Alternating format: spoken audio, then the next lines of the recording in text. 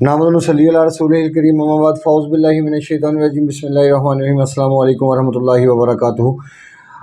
آج کا جو موضوع ہم ترتیب دے رہے ہیں، آج کا ویلاگ اسپیشلی یوں سمجھ لیں کہ ایک بڑا اہم موضوع ہے ٹائیفائڈ، جو معاشرے کے اندر ایک ناسور کی طرح پھیلا ہوا ہے، لیکن اس کے بارے میں ہماری عوام کی اکثریت نہیں جانتی کہ انسان کس عذاب میں پڑا ہوا ہے۔ کہنے میں تو صرف ایک لفظ ہے ٹائیفائڈ، لیکن حقیقت میں یہ سوزش کہلاتی ہے، اور سوزش بھی انسان کے مسکولر ٹیشو ہوتے ہیں آنتوں کے اندر، اسٹمک کے، ان کی سوزش کا نتیجہ یہ ٹائیفائڈ کی صورت میں نکلتا ہے۔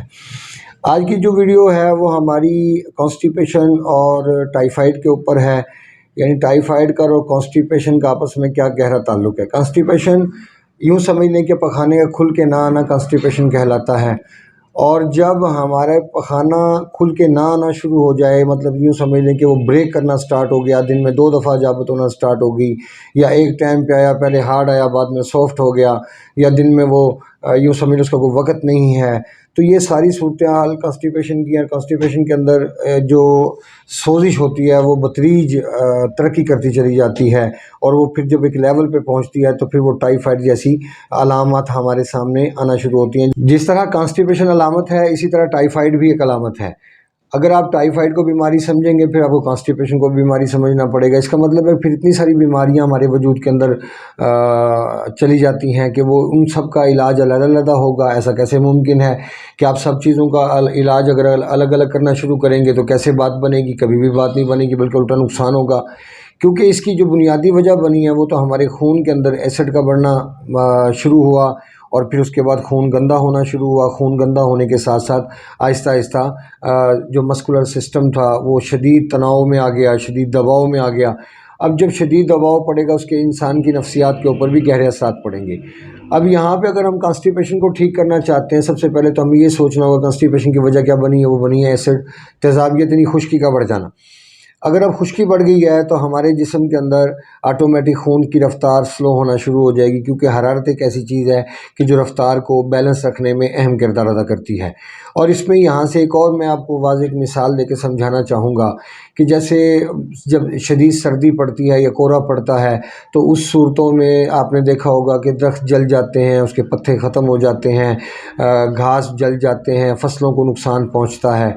اس کے برعکس جب ہم دیکھتے ہیں گرمیاں، تو گرمیوں کے اندر ہر چیز لہلہا رہی ہوتی ہے، پودوں کے اوپر روپ آنا شروع ہو جاتا ہے، گھاس نکلنا شروع ہو جاتی ہے، جانوروں کے لیے چارہ وافر مقدار میں موجود ہوتا ہے۔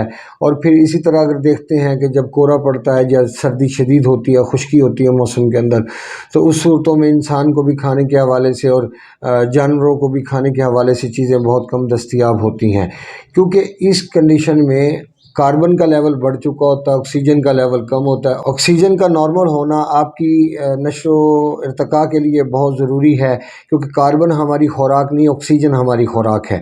کاربن کو تو ہم اپنی باڈی سے ریلیز کرتے ہیں، یعنی جب ہم سانس لیتے ہیں، سانس لینے کے بعد جو کاربن ہوتا ہے وہ باڈی سے باہر ڈسچارج ہو جاتا ہے۔ لیکن اللہ کا نظام دیکھیں کتنا خوبصورت ہے کہ اس نے پھلوں اور پودوں کے لیے جو خوراک رکھی وہ کاربن رکھا، اور جو وہ سانس چھوڑتے ہیں، وہ جو چھوڑتے ہیں وہ آکسیجن رکھی، وہ ہمارے لیے ضروری۔ دیکھیں کتنا بیلنس نظام بنایا۔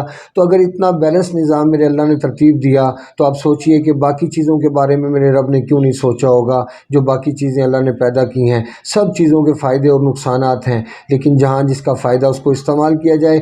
بعض ٹائم ایسا ہوتا ہے کہ اندر بلاکیج کی وجہ سے ہمیں پازیٹیو چیزیں بھی نقصان دے رہی ہوتی ہیں، تو وہاں پہ ہمارے جگر کو ایکٹیو کرنا بہت ضروری ہوتا ہے۔ اگر جگر کو ایکٹیو نہ کیا جائے تو اوپر سے جو بھی چیزیں آپ ڈالتے چلے جائیں گے وہ کبھی بھی آپ کو فائدہ نہیں پہنچائیں گی۔ بہت سارے دوست ہیں جو کوشش کرتے ہیں کہ ویڈیوز کو دیکھ کے، خوراک ترتیب دے کے اپنے آپ کو بہتر کرنے کی کوشش کرتے ہیں، اس میں وہ خاصی حد تک کامیاب بھی ہوتے ہیں۔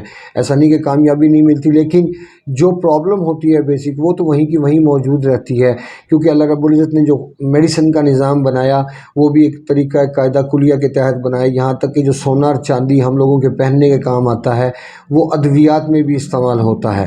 آپ اس سے اندازہ لگا سکتے ہیں کہ ہیرا جو انسان اپنے زینت اور آرائش کے لیے استعمال کرتا ہے، اپنے آپ کو خوبصورت بنانے کے لیے استعمال کرتا ہے ہیرے کا، وہ بھی ادویات کے اندر استعمال ہوتا ہے۔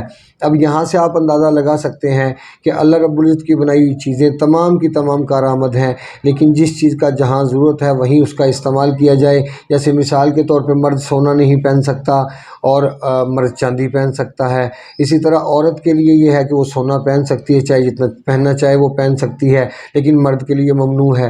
اسی طرح اللہ کا بنایا ہوا نظام ایک ترتیب کے تحت کام کرتا ہے، اور ٹائیفائڈ اور جو کانسٹیپیشن ہے ان دونوں کا آپس میں گہرا ریلیشن اسی لیے ہے کہ پہلے خون میں تیزاب اکٹھا ہوتا ہے، اس کے بعد خون گاڑھا ہوتا ہے، خون گاڑھا ہونے کے بعد آپ کا لیور بلاک ہوتا ہے، آپ کے مسکولر سسٹم کا دباؤ بڑھ جاتا ہے، اور یہی چیز پھر آپ کے نروس سسٹم کو بھی متاثر کرنے کا سبب بنتی ہے۔ ہمارا کام صرف آپ لوگوں کو آگاہی دینا ہے، نہ کہ نسخہ جات بتا کے آپ لوگوں کی زندگی کو مشکل میں ڈالنا، کیونکہ فیس بک کے اوپر یا یوٹیوب کے اوپر جتنے لوگ بھی نسخہ جات کے متعلق بتا رہے ہوتے ہیں، میں نے بہت سارے لوگوں کو نقصان میں جاتے دیکھا ہے۔ میں نے آج تک کسی کو یہ کہتے نہیں سنا کہ نسخہ لیا تھا، اس کے لینے سے طبیعت میں بہت زیادہ بہتری آئی ہے، زندگی سکون میں آ گئی۔ بہرکیف یہ شعبہ انبیاء کرام کا ہے، نبیوں ولیوں کا ہے، اگر اس کو صحیح طریقے سے استعمال کیا جائے تو یقیناً بہت ساری دعائیں سمیٹی جا سکتی ہیں۔ اگر اس کنڈیشن سے متعلق ہمارے دوستوں کو رہنمائی کی ضرورت ہے تو ہمارا واٹس ایپ نمبر موجود ہے، کال کیجئے، اور شارٹ وقت ہوتا ہے، کم وقت میں بات بھی شارٹ ہی ہوگی، اور اس کے مطابق پھر ڈائریکشن دی جائے گی، اس کے مطابق اگر کام کیا جائے تو یقیناً کانسٹیپیشن اور جو ٹائیفائڈ ہے دونوں کو بیک وقت ریموو کیا جا سکتا ہے۔ اپنے دوست احباب کا خیال رکھیں، ملتے ہیں انشاءاللہ مزید انفارمیٹیو ویڈیو کے ساتھ۔ وَمَا عَلَيْنَا إِلَّا الْبَلَاغُ الْمُبِينُ۔ السلام علیکم ورحمۃ اللہ وبرکاتہ۔